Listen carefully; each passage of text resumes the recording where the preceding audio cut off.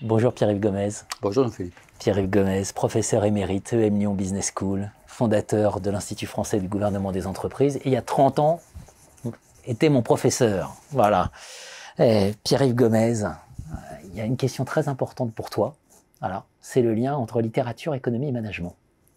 L'inspiration, la source d'inspiration que représente la littérature, qui peut être paradoxale d'ailleurs, parce que finalement on parle très peu. Il n'y a pas beaucoup de littérature qui parle de management. Tout à fait, tout à fait. Et qu'est-ce qu'on peut en tirer? Alors deux choses. D'abord, il y a deux façons de voir la question. C'est est-ce que la littérature permet de mieux comprendre le management ou la vie des organisations pour faire plus large, voire la vie économique et politique? Est-ce que la littérature permet de mieux comprendre? Et en quoi la recherche en management, la recherche sur les organisations peut puiser, y compris méthodologiquement, des façons de faire, des méthodes de la littérature. Alors sur le premier point, c'est vrai qu'il y a peu de littérature qui font le lien entre, qui nous permet de penser le management à travers le roman, à travers la fiction. Évidemment, il y a Balzac. Évidemment, il y a l'immense Balzac que je relis chaque année. Chaque année, je relis un tome de la comédie humaine, parce que dans Balzac, la société, et donc les organisations, pour ce qui nous concerne, est un personnage. C'est pas simplement un milieu, c'est un personnage en soi. Rubempré, c'est un personnage, d'Illusions perdues, mais l'imprimerie aussi.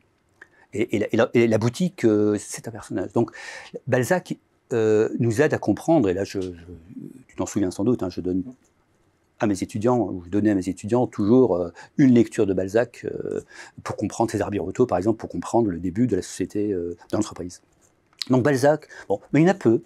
Après, il y aurait des grandes sagas, bien sûr Zola, bien sûr, mais les grandes sagas jusqu'à Calvercy, le Forsyth, mais qui sont centrées sur les personnes et assez peu sur le milieu comme personnage. On retrouve ça, je pense, avec Houellebecq.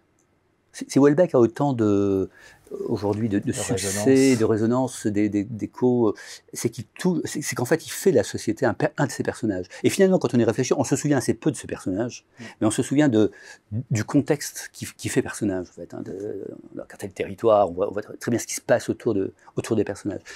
Donc, je crois que bon, le management et la recherche au management a à chercher dans les littératures de quoi comprendre la société d'époque, notamment au XIXe siècle, où il y a eu des descriptions romanesques de la société entre Balzac et Zola.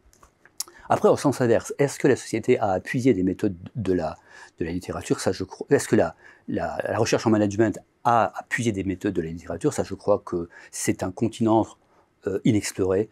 Certains collègues le font, ils sont très très marginaux. Vraiment, j'essaie d'œuvrer dans ce sens. Nous devons intégrer du romanesque dans nos recherches. Pourquoi? Parce que si nous voulons saisir l'expérience, par exemple de travail, mais aussi de la prise de décision au plus près des personnes, au-delà de l'étude de cas, et même une étude de cas, c'est déjà du romanesque. C'est déjà une mise en scène avec des personnages, et quand elle est bien faite, il y a du romanesque. Mais il faut saisir au plus près de l'expérience, et si on veut la saisir, il faut passer par le roman. C'est pourquoi dans mes livres, j'ai mis des vignettes romanesques. C'était pas simplement pour faire grand public, je crois que ça a mal été compris. En fait, c'était pour essayer de montrer que si on ne passe pas par l'expérience, tout ce que je peux raconter sur le travail et la mise en visibilité du travail, si je ne donne pas à voir des vignettes romanesques, encore une fois, qui font référence à des situations réelles, mais qui sont mises en scène de manière littéraire, bien sûr. Si je ne donne pas à voir, je passe à côté de ma mission, qui était justement de donner à voir le travail. Je ne peux pas rester théorique et idéal en disant il faut rendre le travail visible. Pour le rendre visible, racontons l'histoire de Thierry, Jean-Paul, Agnès, etc. Et c'est ce que j'ai essayé de faire très très très modestement. Mais je crois qu'il y a vraiment un continent à explorer, qui serait de comprendre la vie d'une organisation par un roman. Mettre en mots une autre manière de penser la recherche, de voir la recherche et en tout cas de la compléter. Voilà, et de produire de la recherche. Tout à fait. Merci Pierre-Yves Gomez.